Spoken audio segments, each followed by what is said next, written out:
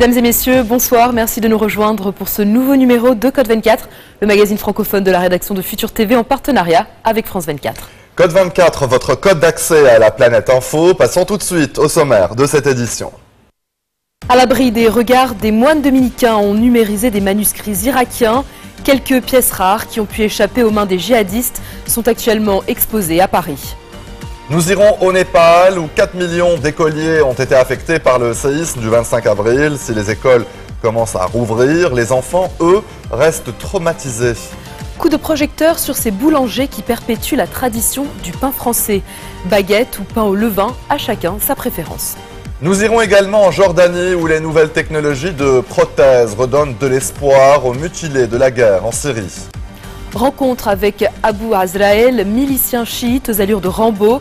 Dans l'armée irakienne et sur les réseaux sociaux, c'est une icône. Il fait reculer les djihadistes de l'organisation de l'État islamique en Irak. Dans notre rubrique mode ce soir, présentation des collections croisières, un rendez-vous incontournable, un enjeu économique majeur pour les grandes maisons de luxe.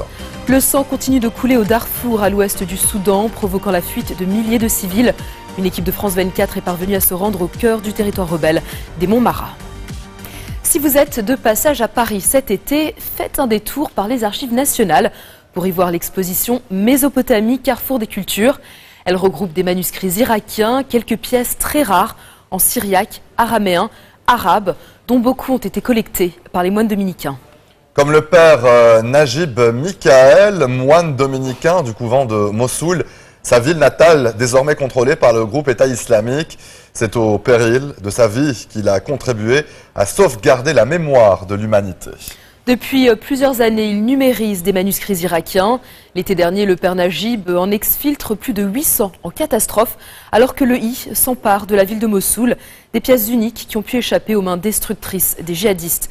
Voici son témoignage. Le sujet est signé Alexandra Renard, Julie Dungeloff, Ben Barnier. À 200 km au nord de Damas, Palmyre. Aujourd'hui, la cité antique est sous contrôle de l'organisation de l'État islamique. Intact, le groupe dit ne pas détruire les sites archéologiques, mais les représentations d'idolâtrie divine pré-islamique. Effigies, mausolées les abritant, symboles chrétiens, statues de divinité. Le 26 février 2015, le monde découvrait avec effroi ces images. Des antiquités millénaires du musée de Mossoul, anéanties par l'organisation. En réalité, la plupart de ces œuvres étaient des répliques en plâtre. Mais pas toutes. Ce dieu de Rosanne et ce taureau ailé datant du 7e siècle avant Jésus-Christ ne sont plus que poussière. Un crève-cœur pour ce moine dominicain natif de Mossoul. Quand je l'ai vu vraiment en train d'être détruit, complètement démoli, j'ai senti qu'il y avait du sang qui sortait de ses veines. Le taureau assyrien de 3000 ans n'est plus, mais grâce à ce prêtre irakien entré en résistance, il est immortel. Le frère Najib a lancé une vaste entreprise de sauvegarde. À l'abri des regards, il a numérisé depuis 1990 ce que l'humanité a de plus cher, son histoire. Objets antiques, manuscrits du XIIe au XIXe siècle et plus de 10 000 photos ethnographiques, dont la première date de 1856. Najib a clandestinement créé un commando de protection du patrimoine de l'humanité avec des jeunes universitaires irakiens. Je l'appelle l'opération anti-Daesh. Anti-Daesh, c'est-à-dire faire ce que Daesh veut détruire, nous allons le protéger. Et pour cela, la fuite fut rocambolesque. L'été dernier, le groupe État islamique s'empare de la ville de Mossoul, provoquant un exode massif de la communauté chrétienne vers les villes environnantes. Pris dans cette progression des djihadistes vers le Kurdistan irakien, le père Najib, retranché à quelques kilomètres, exfiltre le 5 août, en catastrophe, 809 manuscrits sous les tirs des djihadistes. Ma propre voiture, je l'ai remplie, mais quand j'ai vu les gens en train de courir, beaucoup d'entre eux les pieds nus, des enfants, des femmes, des vieillards. Donc j'ai mis des personnes, des gens sur nos manuscrits. Sur ces étagères de ce lieu tenu secret se côtoient désormais 8 siècles de témoignages rares de l'histoire et de la culture de la région. 3500 ouvrages exceptionnels, transférés à chaque grande menace par des générations de dominicains, bien souvent au péril de leur vie. nos manuscrits et nos archives, ce sont des vrais nomades. On les a emportés sur le dos des chameaux, hein, ou quelquefois sur le dos des ânes, etc., avec les caravanes. Donc ils ont une histoire qui est imprégnée dans ces pages. C'est un trésor. Contempler et transmettre ce qu'on a contemplé, c'est la devise des dominicains. Ses prédécesseurs copiaient à la main, ce moine le fait sur des disques durs. Tout ce qui est écrit, qu'il soit chrétien ou non chrétien, des livres scientifiques, des livres astrologiques, sur la médecine, etc., on numérise tout. Même un bout de papier, tout petit, on lui donne un numéro et on le numérise pour qu'il devienne immortel. Sur les 8000 manuscrits originaux qu'il a pu numériser en un quart de siècle, la moitié a été détruite par Daesh. Mais dans le même temps, aux Archives nationales de Paris, 7 d'entre eux reprenaient déjà vie sous la forme de facsimilés. Ça fait 25 ans que je travaille dans la numérisation, dans l'ombre. Et voilà, aujourd'hui, aux Archives nationales, tout est exposé devant la lumière pour qu'il soit connu et su et visité également. Aujourd'hui, il faut parler de l'humain avant de parler des religions. Et très souvent, c'est la culture qui devient le carrefour des êtres humains pour partager et vivre ensemble la différence.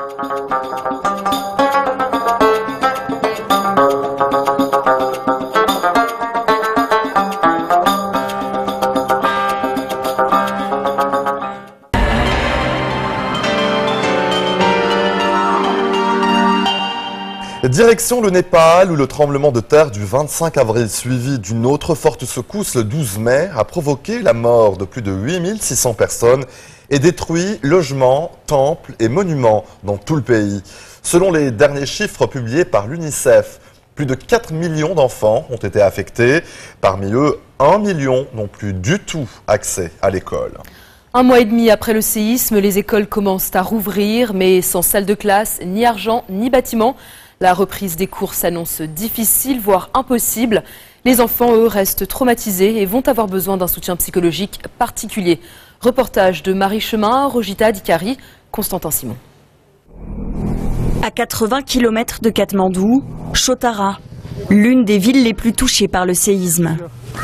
Depuis un mois, Bidou Racharia est un professeur sans élèves et sans école, qui erre dans les ruines de sa vie passée. Cette école est la plus vieille de tout le district. Elle a été construite il y a 68 ans. Il y avait 1400 écoliers ici, et le tremblement de terre a tout pris. Regardez, c'est tout ce qu'il reste. Entourée de décombres, l'ancienne cour de son école est devenue le refuge des habitants du quartier. Allez les enfants, cherchez tout ce qui peut être sauvé. Tous les jours, comme par habitude, ces enfants désœuvrés reviennent ici. Ces enfants étaient mes élèves. Ils me demandent tous les jours quand va reprendre l'école. Et moi je leur dis que ce sera très bientôt, que l'école reprendra dès qu'il n'y aura plus de répliques. Le professeur voudrait garder espoir, mais la tâche est immense. La quasi-totalité des 500 écoles de la région est détruite. Le gouvernement a déjà repoussé 2 fois la rentrée des classes. En tout, près d'1 million d'enfants sont privés d'école au Népal. À l'autre bout de la ville, le camp de Tudukal qui abrite une centaine de tentes. Sarita, une jeune femme de 27 ans, a trouvé refuge sous celle-ci, avec une vingtaine de membres de sa famille. Avant le tremblement de terre, elle était vendeuse. Désormais, chaque matin, elle enfile ce polo blanc. Ça, c'est mon t-shirt préféré, mon uniforme de professeur. Quand je le porte, je suis heureuse, j'oublie ma peine. Devant l'ampleur des besoins, avec sa sœur, elles ont décidé de s'improviser maîtresse d'école. Dans leur malle, des cahiers et des crayons. Un trésor qu'elles transportent tous les jours jusqu'à cette école de fortune. La cloche ne sonne plus, mais dès 10 heures, des vingtaines d'enfants se pressent pour la classe.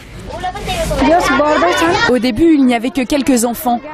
Aujourd'hui, ils sont plus d'une centaine. C'est de plus en plus dur à gérer.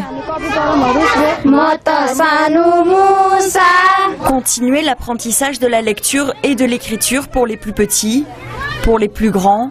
Essayer de poursuivre le programme scolaire laissé il y a plusieurs semaines. Pendant quelques heures, chaque jour, Sarita offre un semblant de vie normale à ses enfants.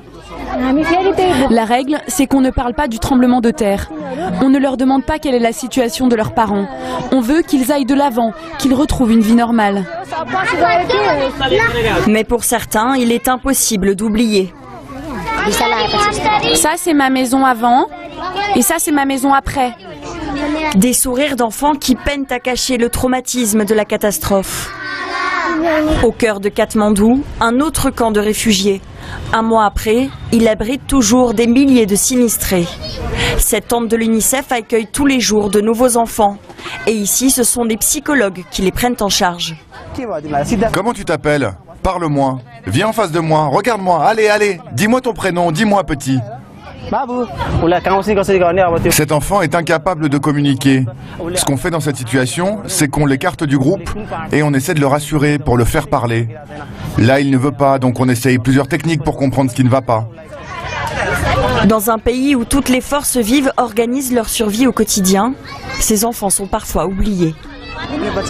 Si nous ne prenons pas en charge au plus vite les enfants traumatisés par le tremblement de terre, ils auront de graves séquelles psychiques et mentales qui risquent de les affecter pendant des années encore.